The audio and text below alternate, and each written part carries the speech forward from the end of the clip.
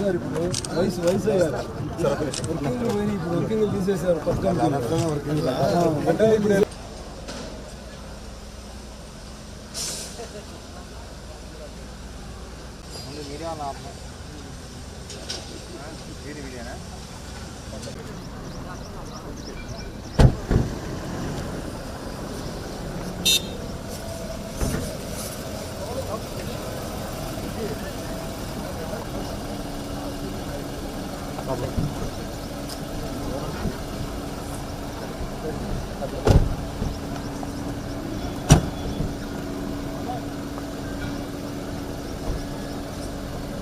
Can you below? I wish you can you pull them out? Well, that's to do this.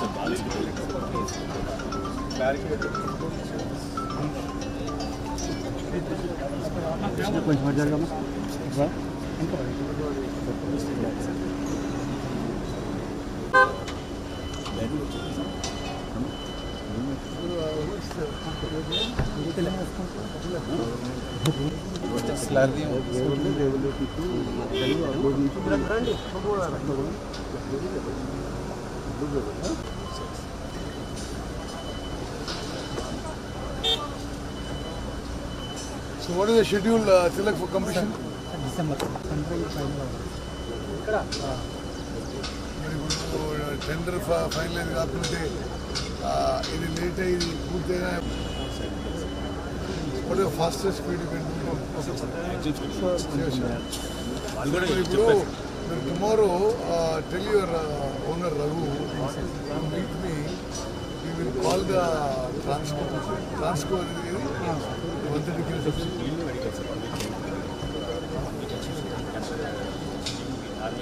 I'm sorry. Finance clearance కాలేదట.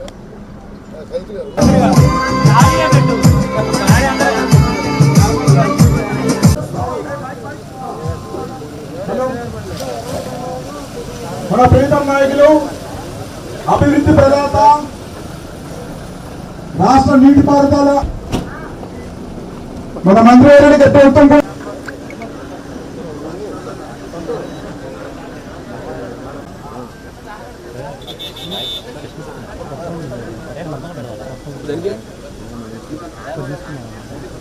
Schemes అనేది ఎందుకంటే sir మాకు critical education overcome అయ్యాం sir. So ఇదంతా మేము డిసెంబర్కి complete చేస్తున్నాం sir.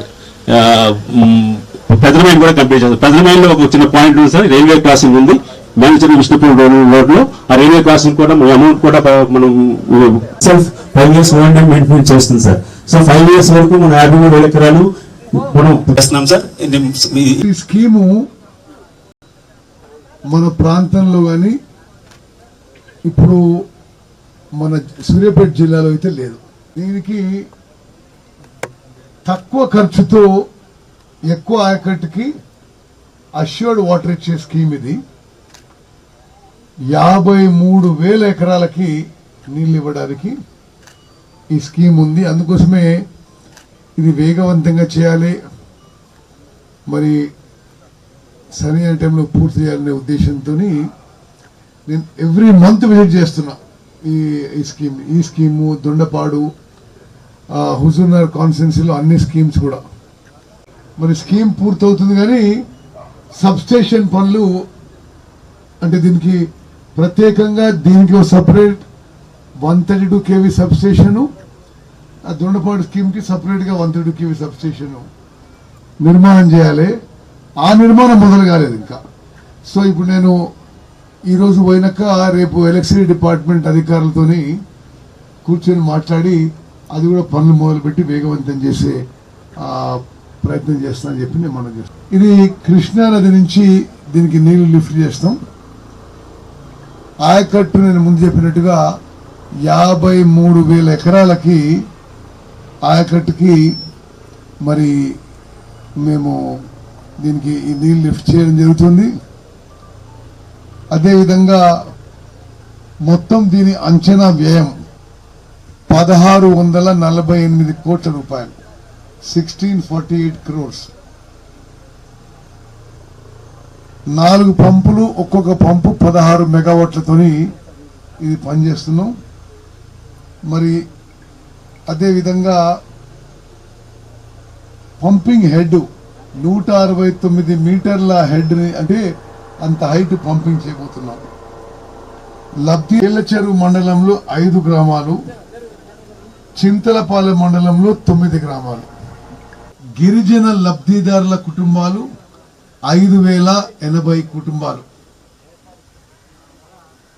SC లబ్ధిదారులు 3540 కుటుంబాలు. బీసీలు వెనకబడ్డ తరగతులు 8470 కుటుంబాలు. ఓసీలు అగ్ర కులాల కుటుంబాలు 2205.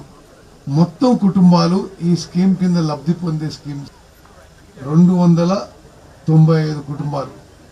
మట్టంపల్లి మండలంలో మట్టంపల్లి గ్రామంలో 6337 ఎకరాలు. చౌటపల్లి గ్రామంలో 2500 ఎకరాలు. పెద్దవీడు గ్రామంలో 3700 ఎకరాలు. అల్లీపురంలో 532 ఎకరాలు.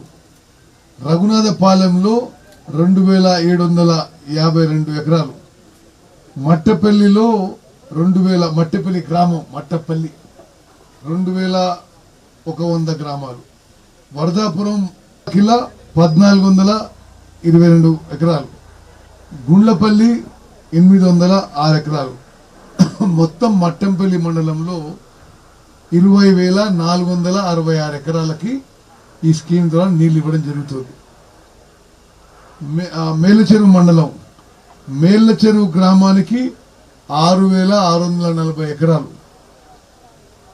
వేపుల మాదారం మండలంలో 15,829 ఎకరాలు.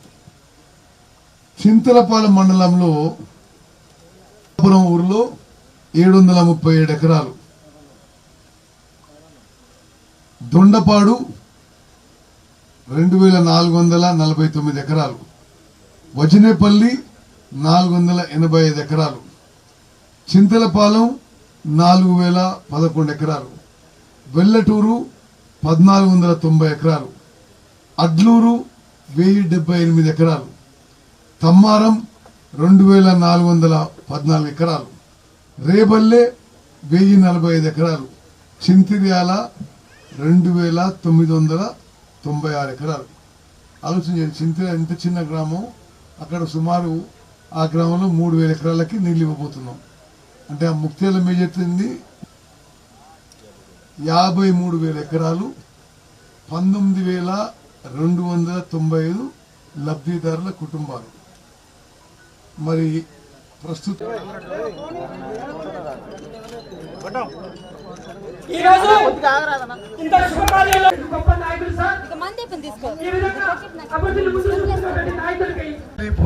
అల్లీపురం ఉపయోగపడే ఈ 5.5 కిలోమీటర్ల డబుల్ రోడ్డు, డాంబర్ రోడ్డు 12 కోట్ల రూపాయలతోని ఇది నిర్మాణానికి శంకుస్థాపన చేస్తున్నాము. నదిపై బ్రిడ్జ్ కట్టించినాం.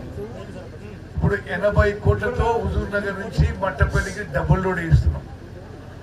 ఇప్పుడు ఈ మండలంలో ఉన్న సబ్ స్టేషన్లన్నీ నేనే కట్టించిన, ఈ మండలంలో ఉన్న రోడ్లన్నీ నేనే ఇచ్చిన, మరి ఈ మండలంలో ఉన్న లిఫ్ట్ ఇరిగేషన్ స్కీమ్స్ అన్ని నేనే కట్టించిన.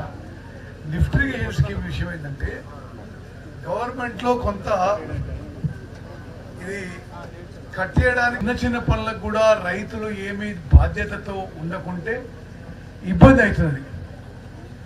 అది ఒకసారి కట్టించిన తర్వాత దాని కనీసం మినిమం దొంగతనం కాకుండా చూసుకోవాలి. మినిమం మెయింటెనెన్స్, కరెంటు బిల్లు కూడా గవర్నమెంటే కడుతుంది. మరి మినిమం మెయింటెనెన్స్ రైతులు మరి చూసుకోవాలని చెప్పి నేను విజ్ఞప్తి చేస్తున్నా. ఏం బాబు, నీకు ఎన్ని ఎకరాలు ఉంది? 40 ఎకరాలు ఉంది నీకు? 40-50 ఎకరాలు ఉంది, నువ్వు కూడా రూపాయి కట్టారంటే ఎట్లా? ఇందులో 50 ఎకరాలు ఉంటుంది సగరు.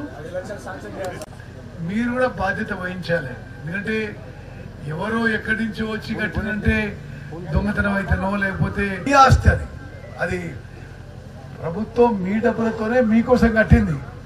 మీరు కూడా కొంత రెస్పాన్సిబిలిటీతో బాధ్యత కాపాడుకోవాలని చెప్పి విజ్ఞప్తి. మరి అదేవిధంగా అది ప్రయత్నం చేస్తున్నాం. మరి ఈ మండలంలో ఎంత ఎస్టిమేటు ఓకే ప్రయత్నం చేద్దాం. నీళ్ళు తప్పనిసరిగా మరి మీ ఉత్తమనగా 24 గంటలు 365 రోజులు మీ సేవకు ఈ ప్రాంత అభివృద్ధికే మేము కట్టుబడి ఉన్నాము. హుజూర్ నగర్ నియోజకవర్గం రాష్ట్రంలోనే నెంబర్ 1గా నిలబడాలి. హుజూర్ నగర్లో కూడా మట్టంపల్లి మండలం రాష్ట్రంలోనే నెంబర్ 1 నిలబడాలని కోరుకుంటున్నా. మీ గ్రూప్ పంచాయతీ కూడా తగ్గించుకోండి. మీ ఊర్లు ప్రశాంతంగా ఉండాలి. మీ అందరితో కలవడం నాకు ఎంతో సంతోషం అని చెప్పి నేను మనవి చేస్తూ, నేను ఎప్పుడు చెప్తుంటా, మరి మీ అందరితో చాలా దశాబ్దాలుగా ఒక అనుబంధం, ఒక సంబంధం, ఒక ఆత్మీయత ఉంది. ఎప్పుడు నేను మీకు ఎప్పుడు కృతజ్ఞతగా ఉంటా. సరే, గతంలో ఇచ్చినంత టైం నేను కేటాయించలేను. నాకు రాష్ట్ర వ్యాప్తంగా కూడా కొన్ని బాధ్యతలు ఉన్నాయి. మరి రాష్ట్ర మంత్రిగా అది కూడా మరి కీలక శాఖల బాధ్యతగా కొంత సమయం అక్కడ కూడా కేటాయించాల్సి ఉంది. ఇక్కడ కూడా మ్యాక్సిమం డెవలప్మెంట్ చేయడానికి, మీ అందరి బాగోగులు చూడడానికి నిరంతరం